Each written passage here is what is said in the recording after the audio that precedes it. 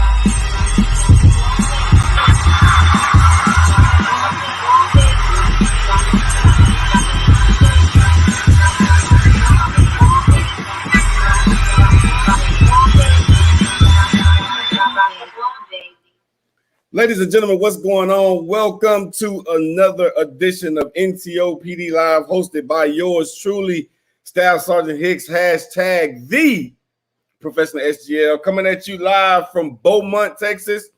Listen, I'm super excited about today's show. Not too much of admin announcements today, but I will make an admin announcement shouting out my team for doing phenomenal work. They've been behind the scenes. We got a lot of shows lined up February and March. Man, listen, it is going to be off the chain.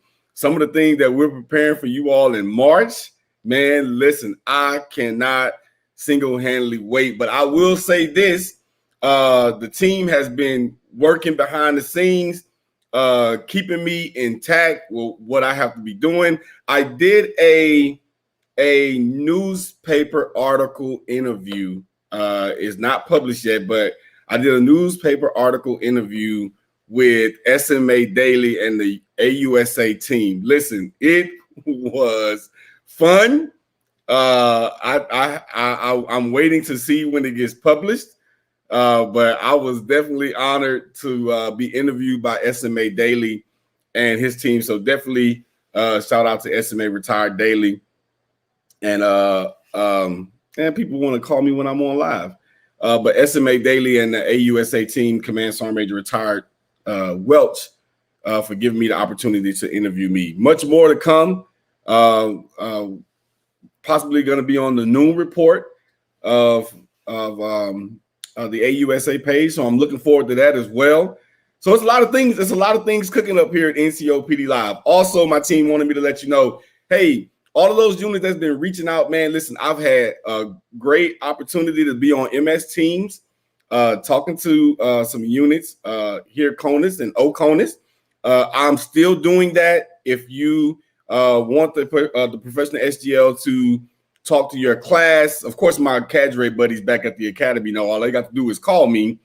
But of course, if you want me to talk to your class, your section, your soldiers, or your leaders, just go ahead and inbox ncopdlive@gmail.com, and you can go ahead and request what day that you want, and my team, admin personnel, Ms. Veronica, make sure that we can put you all on the schedule, being that it's not anything that's happening on my end. So just want to make sure you know that. Also, make sure you follow us on Twitter, Instagram, YouTube, Spotify, Apple Podcasts, and Anchor.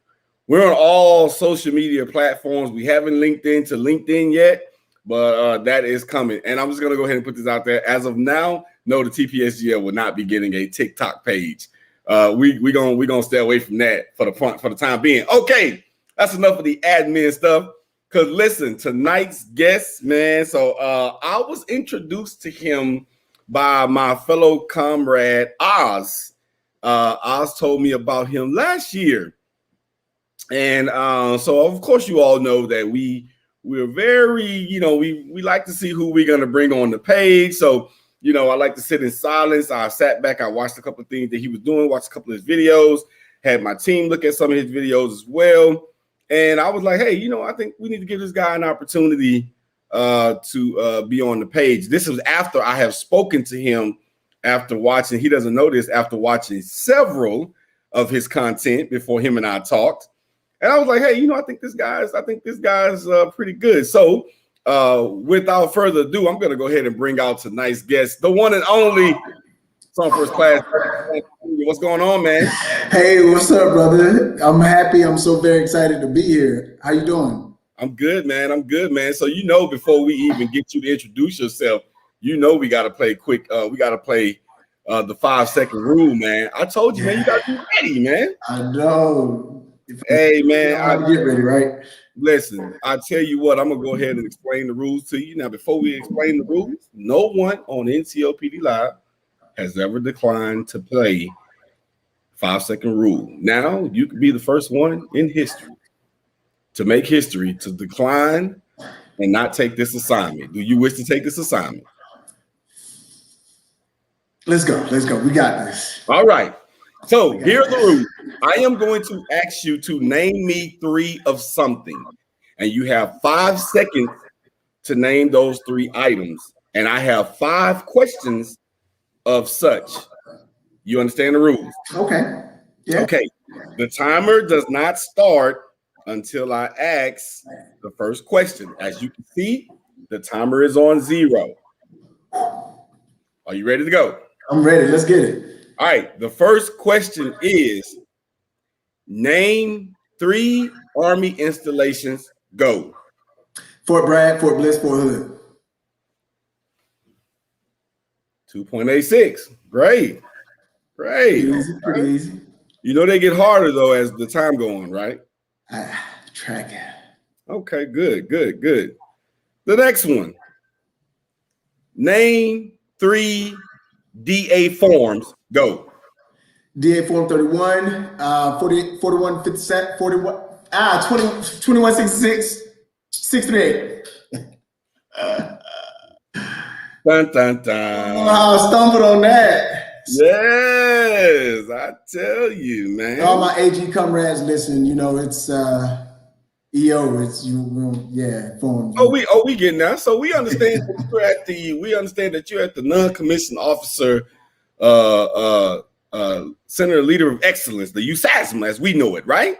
That's right. So of course we got to get a question here about USASMA. So the next question number 3 is name 3 either current or past commandants of USASMA. Go. Sergeant Major Smith, Sergeant Major Sellers, Sergeant Major Chandler, Colonel Gentry. Oh, we in there. 3.45. Okay. Question number 4. So I asked this question a couple of weeks ago, and it was a great one. Name 3 types of MREs. Go. Chicken cacciatore, vegetable omelet, beef something. I don't know.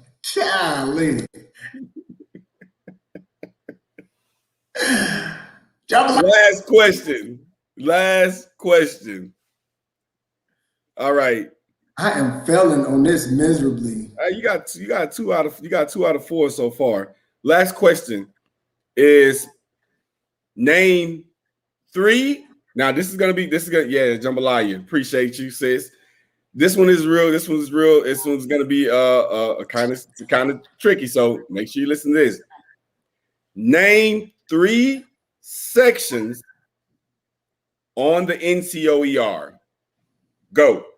Administrative data, city rated comments, rated comments. Oh, he got 3 out of 5. Okay. Hey, man. Good job, man. Good job. Hey, man. Thanks for playing. Hey, but at the end of the day, man, it's just something to get my guests livened up, man. So we don't try to do no stump the chump here, but it's just something to just get the crowd going. So before we even get started, man, go ahead and tell us a little bit about yourself, who you are, where you're from, and where you're currently stationed. Mike is yours. Absolutely, and thank you. I'm honored to be on here. I seen that cool introduction, and they had a whole bunch of great leaders that's been on here from the past. So it's an absolute honor to share that platform. My name is David Sanders. I'm Sergeant First Class in the United States Army. I've been in for 14 years. I'm originally from Valdosta, Georgia. I'm the youngest of six, and I have six of my own. What do they say? I brought one over off the bench. My religious beliefs is that I am Christian, non-denominational. I identify as a cis male, and I am hoping to provide inspiration, education, and opportunity to not just the United States of America, but to the world. Okay. Hey man, so we before we even get into tonight's topic, man, Josiah. He has a big day. So for those of you that don't know, Josiah is Sergeant First Class Sanders' son, and he's coming on NCOPD Live. I have given this young man a date on NCOPD Live by himself, of course, with dad in the nearby vicinity. But I'm gonna interview your son, man. So how has he been, man? Is he super excited? Is he telling his friends?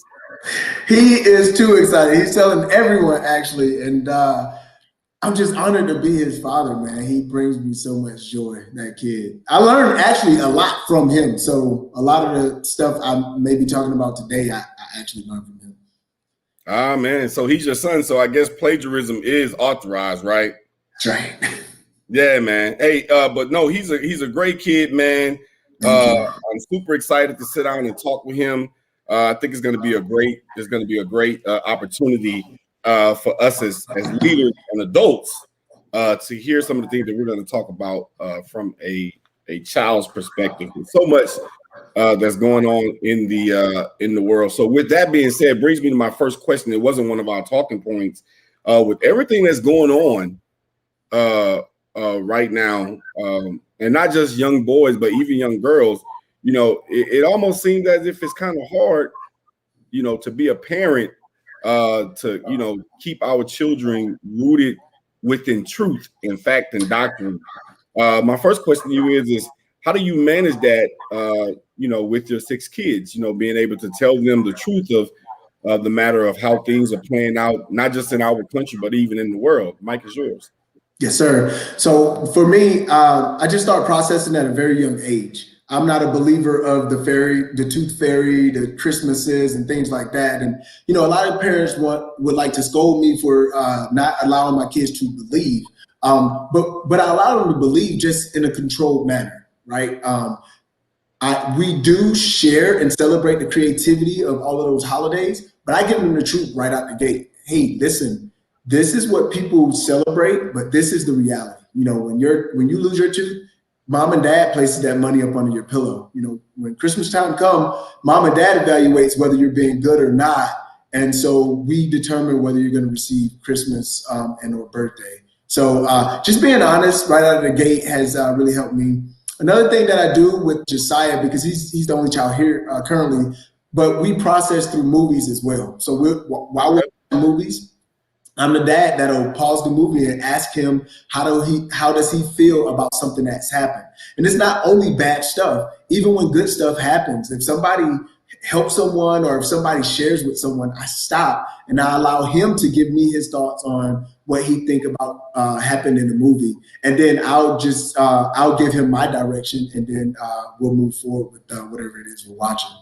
Man, I'm appalled by that because, even nowadays to get a kid to sit and watch a movie, get along with their parents, most kids want to be on social media and everything, but it seems to me like you have gotten, I don't want to say a hold of, but you've kind of reared him in the direction to not just always just be on social media. And I do commend a lot of parents that limit their children's social media involvement, because there's so many things on social media that can taint a child's perception of some of the things that they see. So definitely wanted to commend you on being a great dad, and also trying to rid him in a direction that I believe it'll be beneficial for children as they grow older. Your thoughts?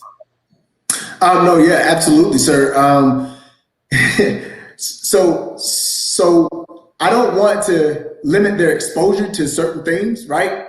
Like, because I don't want them to be ignorant to what is happening in the world as well, right? So we protect. They don't get that stress that they need to develop into strong leaders. So, but what I do is, like you said, if I see something that's too much, I'll pull him back from it, or in time constraints, right? So yes, let's get on social media, but let's get on some learning platforms on social media. We can do the TikToks, but if you go on TikTok, we're going to talk about what we learned in TikTok. So I do commend some of the children that are using these platforms in order to, one, extend their reach, because some of these children are very influential. And I caution the parents because they're still children, right? So they have an immature mindset. But I applaud their reach because of these platforms. So just learning from that, like, hey, did you notice what was said or what was done? So just helping him understand appeal and how it works.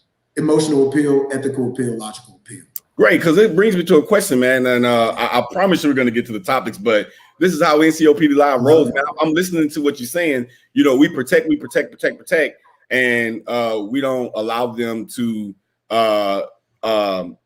deal with or see some of the emotional effects of what go on social media. It kind of sounds like a leader. You know, we tend to want to shield our soldiers from certain things, but my mom and dad always told me experience sometimes is the best teacher. Yes.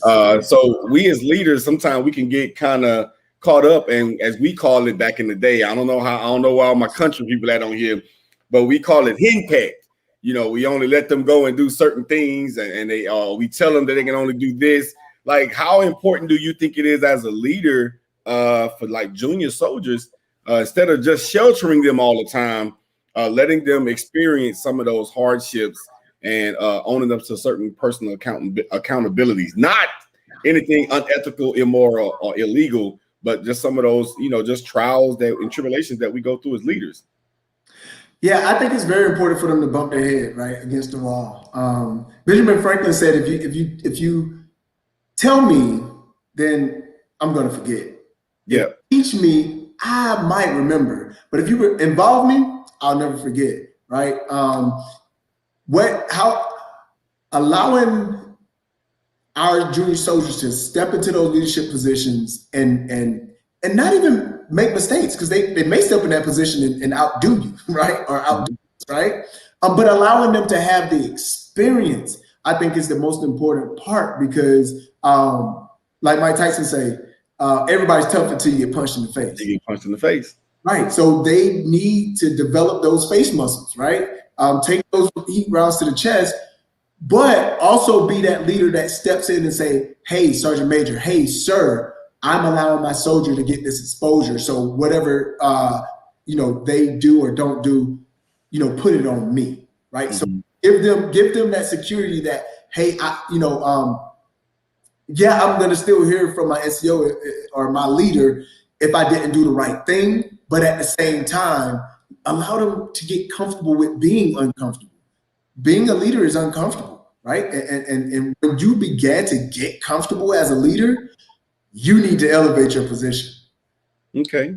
That's on Rolfo said, we would not know our junior soldiers' potential until we put them in those roles. So I know one thing I used to do when I was a detachment sergeant, and my commander and I, we would have those individuals, they would sit in our seats for a day. Yeah. Get a chance to see how it feels to be a detachment, you know, sergeant, how it feels to be a commander, going to those meetings, sitting in the back behind us, you know, for those 2 and 3 and 4 hours when it's commanding staff, you know, giving them the opportunity to see how they would thrive. And then even when we have company training meetings, having them, putting them in the 2 seats and we're sitting behind them, letting them conduct training meeting. I believe that is a good tool to use when we're trying to upbring or get soldiers to the next level. Because guess what? Sometimes now we as leaders, we just get thrown into some positions. We do. It happens. And a lot of people don't think about it, but the non-commissioned officer our brains are programmed to make it happen. That's right. I'm 8 November. Hey, I need you to be over here being 92 golf. Hey, check Roger top. I got to make it happen by any means necessary. And I think sometimes, that's a good tool to, be able to train those leaders for when they are approached with those last minute situations. Hey, I'm going to put you over here in a supply room, and you're a 42 alpha, Right. and we're taught to execute. Which brings me to this, man. What is leading with excellence? Talk to me about that, man. I checked the page out a couple of times, so talk to myself and the followers about leading with excellence. How did that come about? Absolutely. Can I get out this thought before we go? I don't want to forget it, because go ahead, man. A practice that I adopted is whenever I either receive a new soldier or I come into a new office, is to let them know that I work for them. Because truth, I really do. Especially as a 42 alpha, I work for my floor sergeant. But I also let them know that, hey, I'm giving you full autonomy to tell me when I'm wrong. And not just tell me when I'm wrong. If I get upset with you for telling me that I'm wrong, remind me of this conversation. Because sometimes us as leaders, we want to get hot-headed and we forget that we're wrong sometimes. No, we don't.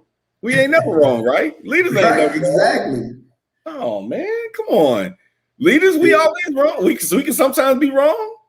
Right, exactly. And that's the mentality we carry. So I remind soldiers that you are my first line of defense from the OIC, the XO, and the battalion commander. Let me know when I'm wrong, and let me know that I'm wrong for telling you that I'm not wrong. That's awesome, man. Most leaders don't have that approach. And we have that. Before we get back into leading with excellence, we have that, hey, Sergeant, stay in your own lane. Check down. Right. Check down, not up. Not up, right. And it's hard, man. If we don't touch our topics tonight, I promise I'll bring you back for another show. It just seems like the topics is coming in right now. I see First Sergeant Collier said leadership is servitude, but right. A lot of leaders, we have that mentality. Hey, don't try to come over here and correct me. I know I'm wrong. Hey, but check down, not up. And to me, that damages that professional relationship between that soldier or that subordinate and that leader. And my thoughts are, and you can comment on this afterwards, my thoughts are, is there's two lessons you can learn from that. You could either be like that or you know what not to be like. Exactly. Your thoughts? Yeah, absolutely. So I can't wait till we get into the system. So part of the system talks about display, right? How do you display who you are? So just bring that into leadership and specifically into Army leadership. How do we display who we are? We have reality, we have possibility, but no matter which we look to, we have responsibility. Mm-hmm. We have to be present, right? And I have to understand the reality of what's going on. Just because that person is in a leadership position, I'm still required to understand that doesn't make that person right.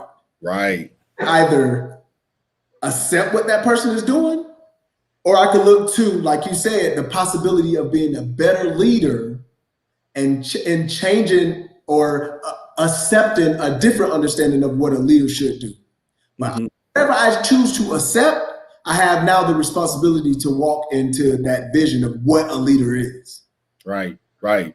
So, man, I'm guessing that's going to tell me about how did you start? Like, first of all, before you tell us what it's about, where did the idea of leading with excellence come from? Because it's spelled particularly in a certain way. It's not excellence, but it's excellent. Where did that idea come from, man? Tell us about that.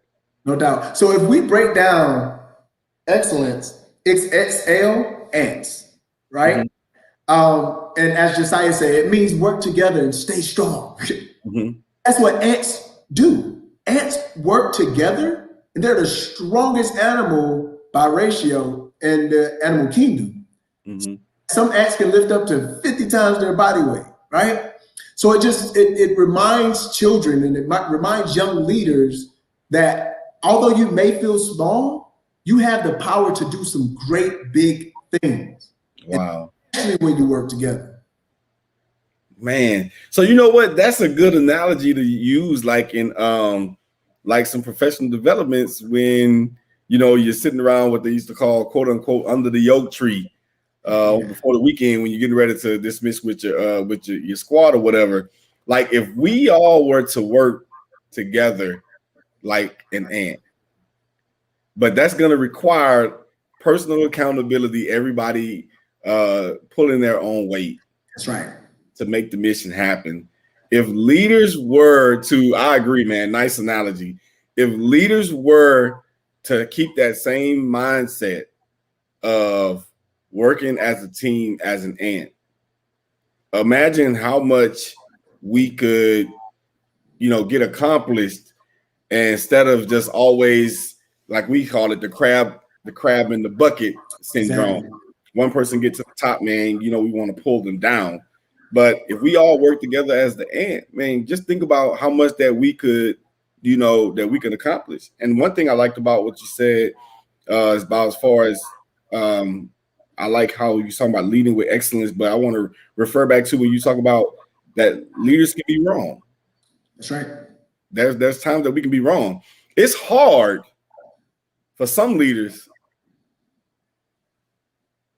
to accept, number one, that they're wrong, but to admit that they're wrong.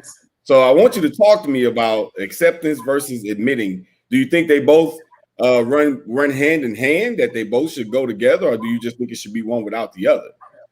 So when we talk about accept, like I love words, right? And I try to be very particular with them. When we speak to acceptance, the root word is accept, right? So the root word is to take or to seize. But to accept, it means to take with approval. So when we accept things, it's natural to admit to it because we accepted it. But absolutely, they are different, and you're absolutely right. When we learn to admit things, it's almost like a release, right? It's like jettisoning things, right? Exactly, words have meaning. It's almost like jettisoning things. Excuse me. It's like, okay, I no longer have to carry this baggage. I was in the clubhouse room, and this guy was talking about being transparent and being authentic, and how if I'm being transparent and I can admit to the things that are going on in my life, you can't tell me, right? You can't hold anything over my head. You can't do all the bad things you want to do and I don't counsel you because I'm transparent. So there's nothing you're gonna hold against me, so I don't have to carry this weight. I could just be free. And I think admittance is the key to being free. Yeah. So leading with excellence, man. So you're empowering young men. Am I correct? Go ahead. Yeah, just more than young men. Just okay. Young people, new leaders. And to be honest with you, I even speak to some executive level leaders, and they pull in this stuff and they use these things in their talk. So it's really for everyone. But the idea behind the system and the company is leading with excellence. The system is leading with leaders. The idea behind this system is to speak to the seed, right? Start at the earliest point of conception so that the seed isn't corrupted. Man, you taking me somewhere. I really don't want to travel down this road. But I remember, man, my son, my 14-year-old, man, when he was in his mom's womb, I used to talk to him. Yes. When he was in the womb. I ain't seen the benefits yet, but I'm yet what they say back in the day in church, but I'm yet holding on. Right. I know you with me. I'm yet holding on. But I remember, man, I used to speak to him when he was, in his mother's womb. I used to laugh. I used to, hey, your mama out here tripping. I know you're not hungry. She ain't fed you all day. But I grew that bond with him. And when you said you get them at a young age, and when I look back to Josiah and some of the things that how I've heard you talk about reaching out to younger kids and even younger guys, trying to get them to understand that, hey, you are somebody. Hey, you can do this. You are the ant.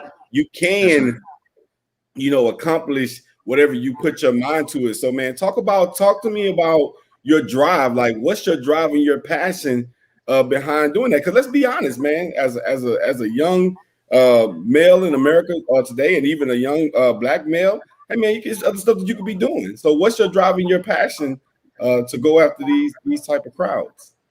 You're right, bro. My wants, right? I used to rap.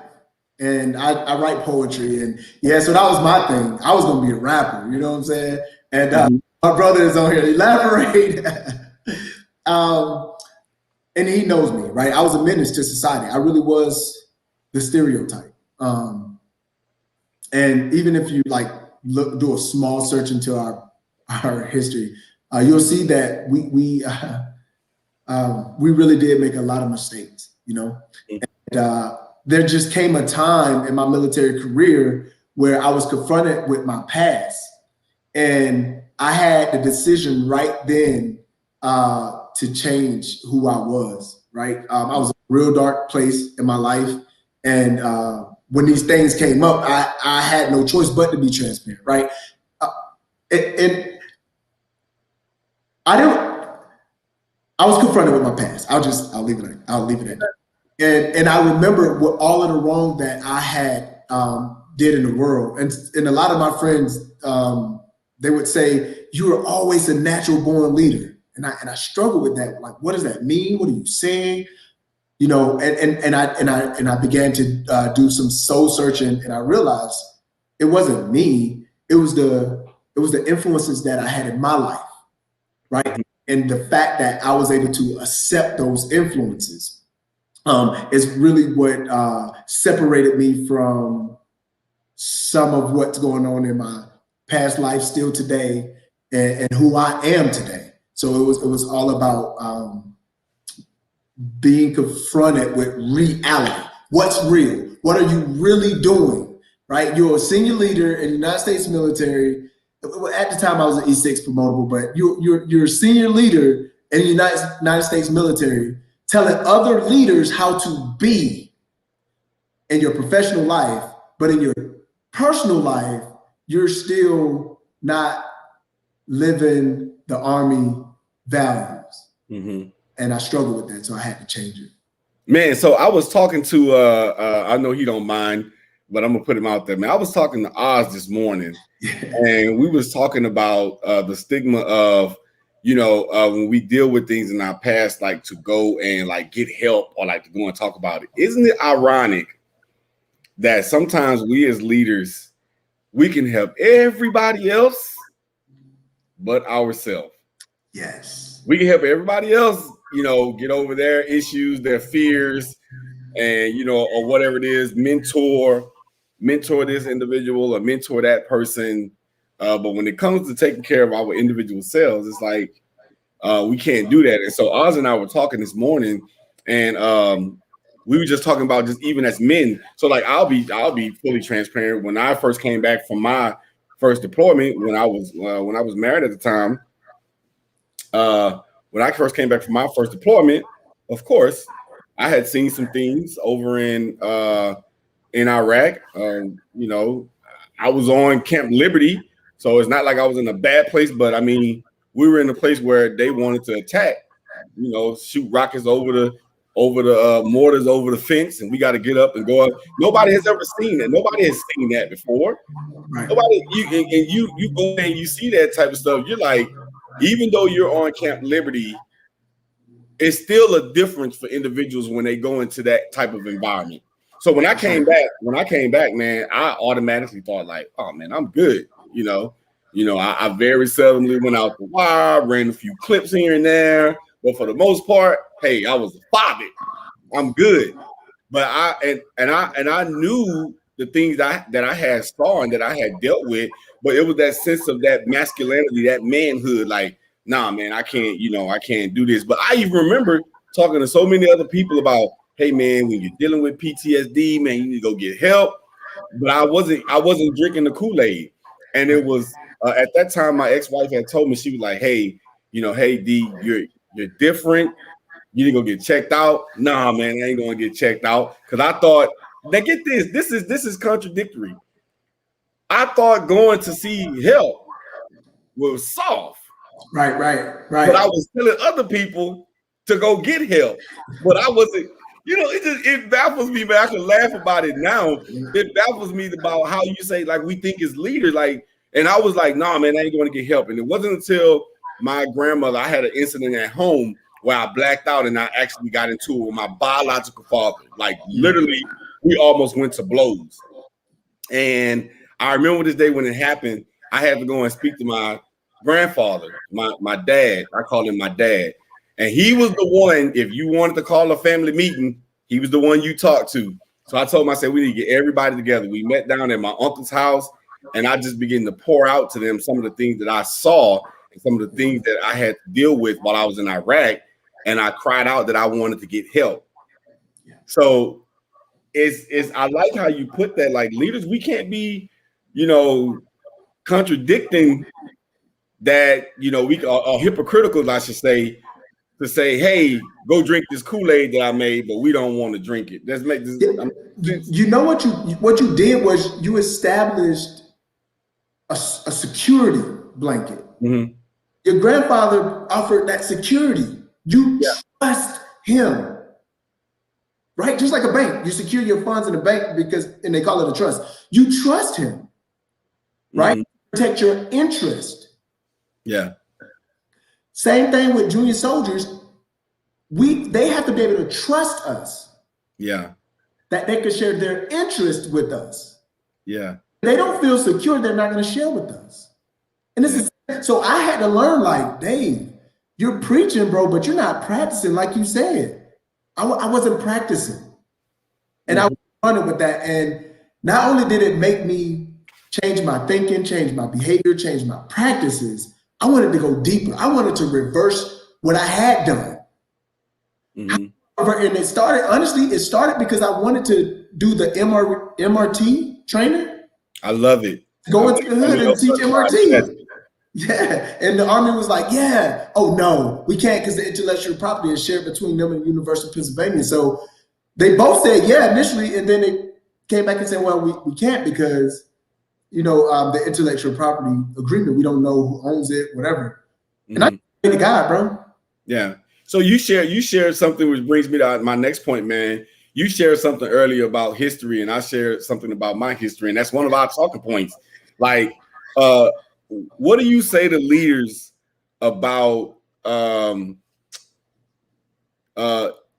not running from their history, but using their history to catapult them? Like, how important is knowing your history important to, those junior leaders? I have two stories. I like two stories, if that's cool. The first one is Warren Buffett said, I'm able to land a shade today because of a seed somebody planted in the past. Mm-hmm. Somebody planted in the past, right? Likewise, when we plant seed, sometimes we have to look back, right? Mm-hmm. And see where we started from. When we're reaping, likewise, we got to look back and say, wow, I've come a mighty long way. Yeah. The same is true with, I consider life, the analogy I have for life is it's a set of bridges. I think you may have heard this lesson or may not, but life is like a set of bridges, right? Mm-hmm. You're on a bridge. The wind blows. You got to be careful not to give up. Mm-hmm. You got to hold on, right? Yeah. And look forward to what's in front of you. Like, this is where I want to go. I got to look forward. If I look down, if I'm scared and I look down, I get paralyzed in fear. Mm-hmm. So I speak to looking down as in looking down on others. You may be on a higher bridge than them, but don't look down on people, right? Don't look down. Another thing is, and that builds character, right? Mm-hmm. Another part of that is when you're walking, there might be some loose boards there, right? There may even be some missing boards. You might have some hurdles, right? But remember that. Remember those loose boards. Remember those broken boards so that you could come back and you could fix them and replace them. Mm-hmm. And sometimes these loose boards are people in your life. These boards could be something that somebody told you that you have attached yourself to, and you don't understand why you do this. Well, I remember hearing one of your talks. I think it was you or Oz that talked about. I think it was Oz that talked about why do you cut off the head and the tail of the fish? Mm-hmm. Mama said do it. Grandma said do it. Great grandma said do it. Great grandma said, oh, it's because we had small pans back then. We couldn't fit the fish in the pot, so we cut the head and the tail off. Right? Mm-hmm. Sometimes you just gotta separate yourself from what people told you, and those are those loosened and broken boards. And what that does is it sets a strong foundation. Yeah. So somebody coming behind you. And I'm gonna get this is to your point. The reason sometimes we have to look back on that bridge is to build trust. So we built character, we built a strong foundation. Sometimes we have to look back and say, man, I've come this far, I got a little way to go. And it builds courage, and it gets us across to that next bridge in life. So I definitely agree with Miranda. I was gonna say, I definitely believe that history matters. And so just FYI, so I haven't decided yet, but in honor of Black History Month, I may be doing a speech or coming on live. I think it's supposed to be this Sunday. About knowing your history. But the way I want to tie it in, my counterparts talk to me about is just not just in the history of Black history in America. Mm-hmm. You know, Black history in in other countries that had to deal with some of the struggles that we've had to deal with here as well. So with that being said, knowing your history as it relates to Black history, how important is that for you to either bring to pass with your son or even remind yourself about some of the things that others have gone on to pave the way for us, that we've had this opportunity to even sit right here right now? How about knowing your history on that level? Absolutely. Extremely important. And I just got the phone with my brother, and I speak to my son about this often. And someone may say he's the EOA and he's saying that. And I've been saying this since Dion. Mm-hmm. Race doesn't exist. There's no scientific evidence to prove that race exists. Now, racism is very real. Mm-hmm. Racism is very, very real. And I mean not to offend any Black person, any white person, any Asian person, any Hispanic person, any type of person.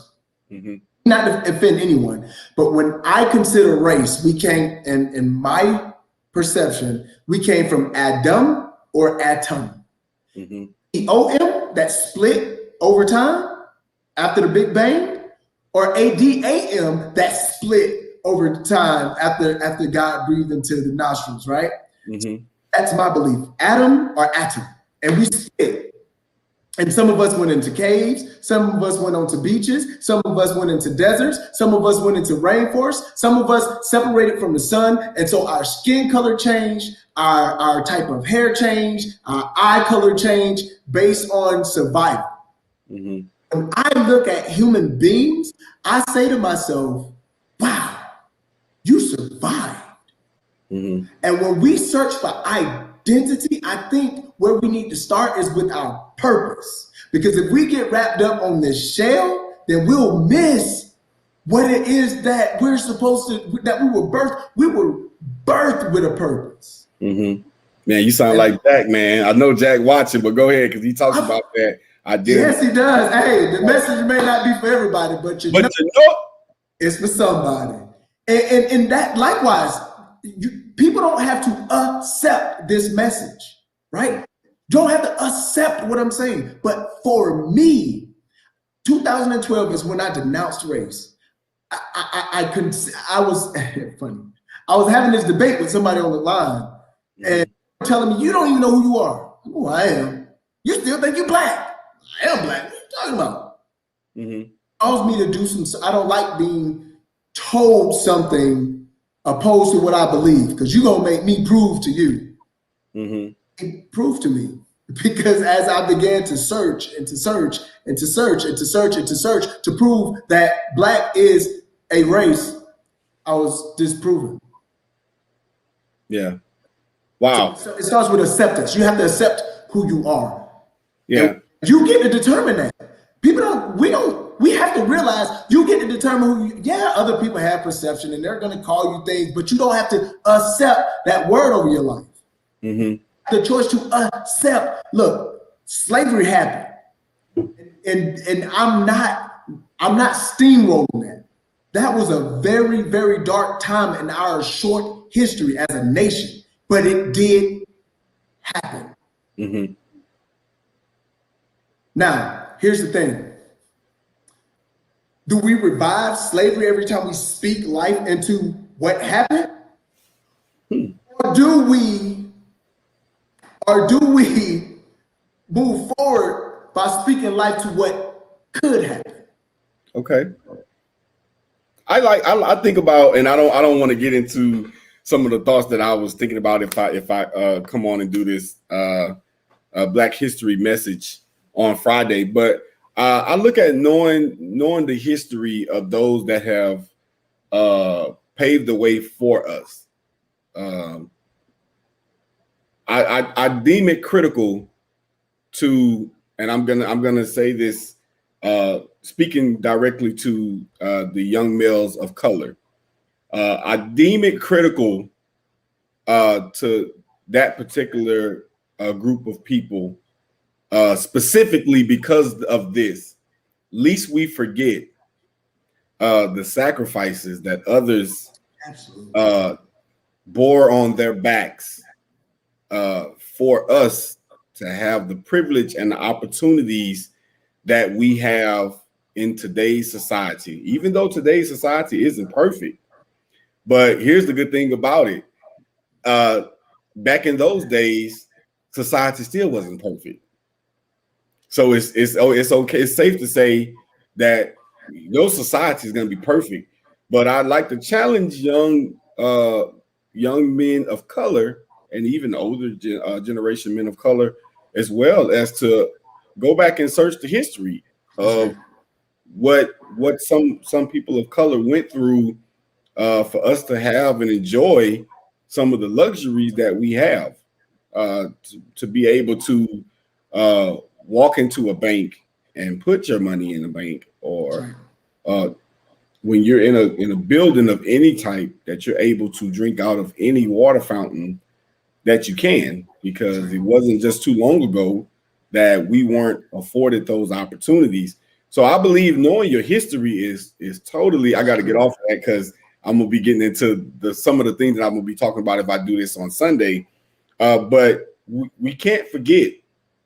Yeah, let me be in order. Let me be in order, because you're right. And I have some leaders on here right now that I would be doing a disservice if I didn't speak to that. So you're absolutely right. The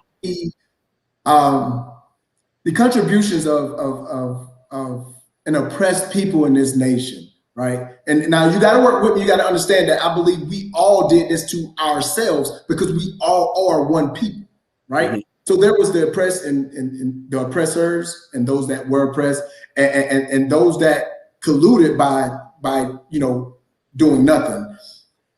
So yes, I do think the contributions of an oppressed people have to be highlighted, because it shows, again, survival. It shows strength. It shows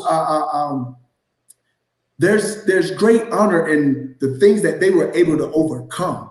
And not only for just young Black men, for anybody. When I look at our government, right, there is so much our government learned from slaves, to include how to fight as a nation, right? There's so much we learn. When we talk about inclusion, I gotta give homage to Sergeant Major Alexander Gilstrap, right? Yeah. He talked about inclusion. He talked about inclusion being a warfighting tool for us. Why is that? Because we learn from every type of people. We learn how to get out of POW type situations, learning from the slaves, right? We learn how to camouflage ourselves and hide ourselves. And we learn this psychological warfare, and we learn all of these things from looking at slaves, right? But that's just slavery. Let's get past slavery. An oppressed man or woman with nothing, learning how to build networks with other races to get themselves into position in order to elevate and then go back and reach back and pull the people up.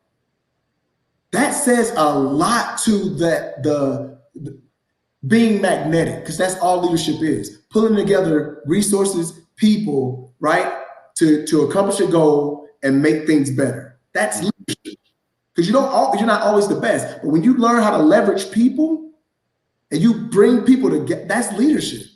And that's what people that had nothing were able to do. And if we don't look at nothing else, know that you're not required to be the best speaker in the room, the richest person in the room, the smartest in the room. You're just required to walk in your purpose and be magnetic. Mm-hmm. Okay. Say, man, so one of the things I want to talk to you about tonight is uncaging prolific leadership. Uncaging prolific leadership. So I'm waiting on the copy. I think we said that we were going to wait till after this, Yes, but sir. I'm really excited for you to talk to us about this book. What is uncaging prolific leadership? So, Uncaging Prolific Leadership is it's pretty much a daily guide for executive level leaders or senior leaders to remember fundamental leadership skills, right? Mm-hmm. So the idea behind it, like the title, Uncaging, right? You see here on the cover, it has a tiger inside of a cage. And as this tiger is freeing itself, it's transforming into a bird, right? Mm-hmm. And giving wings to fly. And the ideal of that is this: we have the decision to accept the way that things are. Mm-hmm. We can free ourselves by transforming our minds. Okay. If you don't mind, I'd like to share like one or two. No, man, go ahead, because you know me, man. I gotta wait till I get my copy before I openly endorse it. But absolutely, I know talking to you and talking about the book, it seems like it's going to be a hit. But I got to get that hard copy in my hand, man. So go ahead and talk about the two that you're going to talk about, and then also let us know where we can get it from, because I definitely want to get it. Absolutely, it's on its way, right? I spoke to my mentor and publisher, Dr. Gerald Curry. Just a little bit about him real quick and why I praise him. He's a colonel retired in the Air Force, 2-star level SES civilian who has his own publishing company. And he's ranked number 3. He was ranked number 3 in national kickboxing. So he's a bad boy. He taught me through like getting through the writing of this book. But basically what it is a daily guide, right? To help leaders deal with certain. So there's 31 of these poems. It's actually a book of poems. They're Japanese poems called haikus. So it's 12 syllables, short. But in each of the days, it has a message, and then it has a quote from some famous successful leader, right? Mm-hmm. So today is what, the 10th? Yeah. I'll share with you the 10th. Okay. And it talks about partner. So one of the young leader skills is partner recognition and focus. So the title of this poem is Partner. And it's 5 syllables, 7 syllables, 5 syllables is how the haiku is written. And it says, he cannot get it. Whenever she comes along, they together can. And there's a quote here by Helen Keller that says, alone we can do so little, together we can do so much. Man, it sounds like the ant again. Like It sounds like the ant, right? So, yeah. so very often we try to do things by ourselves. I gotta be the marketing agent. I gotta be the sales rep. I gotta be the person that changes the tire. I gotta be the person that makes the tire. I gotta be the person that checks you out at the Learn how to ask for help. Sometimes people want to do things and they too need help, right? And it's all about asking. Don't miss that opportunity. I think it was Oprah that says, luck is where preparation and opportunity meet. Yeah. If you're not prepared, that's on you. But if you don't acknowledge the opportunity whenever it presents itself, or even accept the opportunity whenever it presents itself, then you kind of self-sabotage. But it tells us here then on the opposite side, on the opposite page, to think, right? Reflect and focus. And so think, how do I perceive this message? So what does this message mean to you personally as a leader? What does it mean? And just an example of how to use it. For me, how do I perceive this message? Wow, you know, I have something coming up that I know I'm going to need my soldiers. I might need to delegate. Yeah. I can't be in this meeting and this meeting and this training at the same time. Mm-hmm. So learn to delegate. Reflect. How has this helped or could have helped in the past, right? Looking at some past times like, dang, you know what? I could have just went over and asked Sergeant First Class Williams, my battle buddy, Miranda, if she could take this thing for me while I go do this other thing. But she's great at that, actually. She's actually the #1 sharp rep in the Army right now. I said it. Oh, yeah? I said what I said. And then focus, right? Bringing things that I have to do and the things of the past together to being present. What is happening right now? What is my 50-meter target? 300-meter, I got it. I'll get to it. You know, the things I wasn't able to do before, I got it.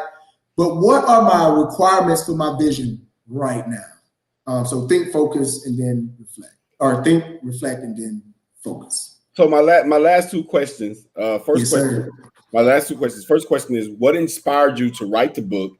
And then the second is, when can we expect the release date that we can actually go and get the book? Yeah, you know I brought that question back up, right? Yes, sir. 15 May, it will be on almost every platform, actually, to include, but not limited to, Amazon, Barnes & Noble, Google. It's being published by Curry Brother Publishing. Let me be in order. Curry Brother Publishing is who's publishing this book. And I will have a link on my page on Leading with Excellence, as well as on startlyl.com. That's startleadingyoungleaders.com. It will be available there for purchase as well. And what inspired you to write the book? How did that come about? I was so most of what we do is for young kids, right? We also have some children's books and being published at the moment. And it was two young kids. And then one of our board meetings that was brought up, but how are we going to get the parents to promote this book or even care to buy these books for their children? And I'm like, man, and it made me think like, wow, how am I going to get community leaders to want to, bring these children books into their community centers? How am I going to get, superintendents and school board members to, advocate for these books coming into their schools? Like, wow, I need to write something that speaks to the senior leader, to the executive leader, so that it gets us that buy-in in order to perpetuate the Leading Young Leaders system into educational systems around the world. That's great, man. Hey, man, listen. So I tell you what, man. Hey, I'm going to turn the mic over for you to have final comments and remarks. Also, let individuals know your page and where they can come in and look at some of the videos that you do, and also how often do you do your videos. Before we go, Mike is yours. Yes, sir. Let me be in order. First off, I would like to thank Oz, as you said, that made this connection between the two of us. I definitely really appreciate that. Then also, too, I want to give honor to your page. Listen, if you're watching D Hicks is the epitome of leadership. Let's talk about leadership. Leadership is being magnetic. It's being able to get things done.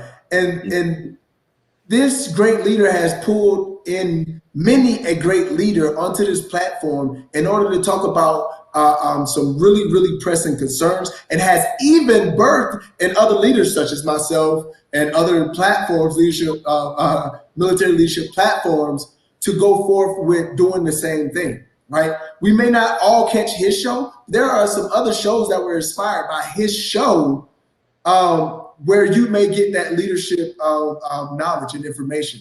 And that's real leadership, right? Being able to inspire others, give others opportunity, and give others education. And we get all of that right here on NCOPD Live. So I really commend you, brother. I'm really honored to be in your presence and on this stage. Thank you for the opportunity. As he said, I stop for a while in order to give myself some time, but I will get back to it. David, leadership. Say what happened? It's pressing, ain't it, to do a show? You were doing it every day. Yes. Yeah. It's taxing. It's really taxing, but it's very rewarding. And learning how to appropriate stress, understanding how to get that good energy back. So I put a lot of energy, and it's daunting, into creating the lessons, but the good energy comes back when someone says, thank you, I needed that, this was good, this helped me out, I was on the verge of breaking down, you restored, you rekindled something in me. And so that good energy helps me to write for the next day. But you're absolutely right, it is taxing. Yeah. Just to some of my leaders, Brian Sanders, Sergeant Major Brian Sanders, I know you're not on here tonight. G1 policy, uniform policy. Sergeant Major Halliburton, I haven't met you in person yet, but you are a wealth of knowledge. And thank you so very much for the inspiration. Sergeant Major Latasha Crooks, I've been following you for most of my career. I really appreciate your support and encouragement. Sergeant Major retired Griff, man. I really appreciate your daily morning motivations. You get me pumped up to keep moving and keep going. Like Griff, man. Acknowledge Oz, but I've been following Oz, First Sergeant Richard Green, for most of my career as well. And I'd be remiss if I didn't give a shout out to the XO of the Non-Commissioned Officer Leadership Center of Excellence, Master Sergeant McFadden, and all of the command group team. I'm sorry, man. It's a lot of people that have influenced me. I'm get off here in a second. Go ahead, man. That's why I don't name names, man. You are the epitome of Sergeant Major, and I said it like D Hicks said. I said it, and I stand by it. So thank you for really influencing me, and thank you to everybody in my personal life that got me here to this point. I've had a lot of tragic moments, a lot of those C moments that really helped me to understand why this is required. So thank you, everyone.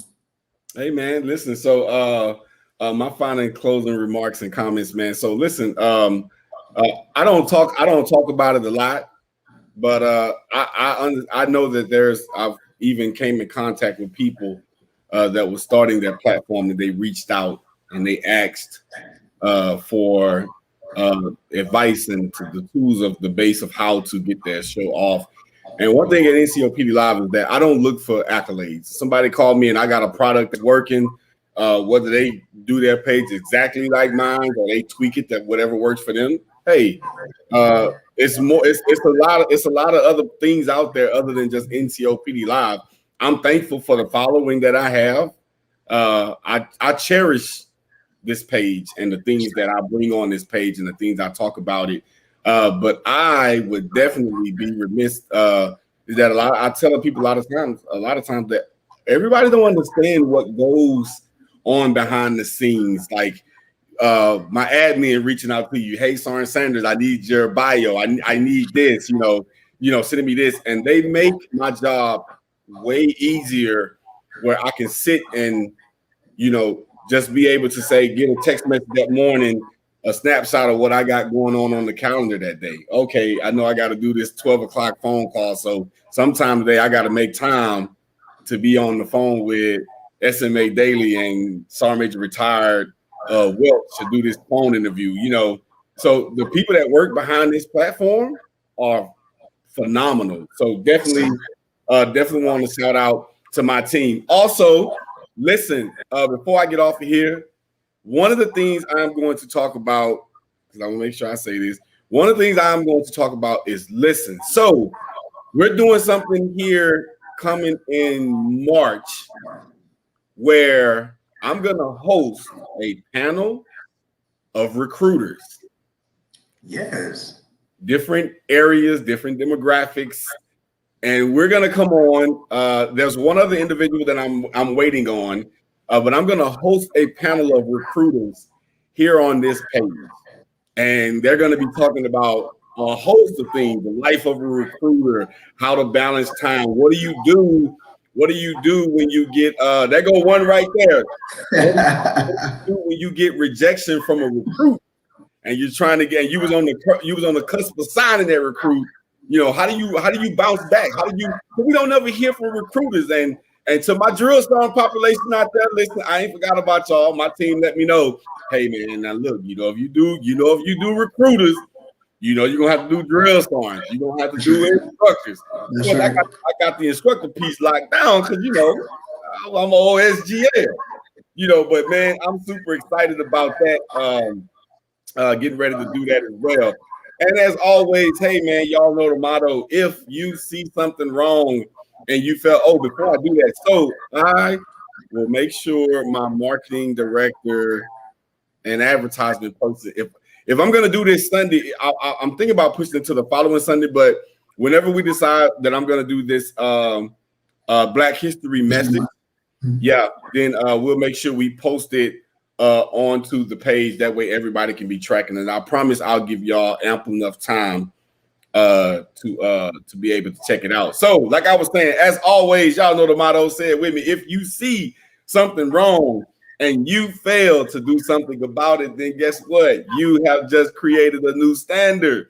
And at the end of the day, their issue is never with you, but their issue is with the standard. This is yours truly, Staff Sergeant Hicks, hashtag the Professional SGL, along with my special guest tonight, David Sanders Sr. Hey, Josiah coming up in a couple of weeks, man.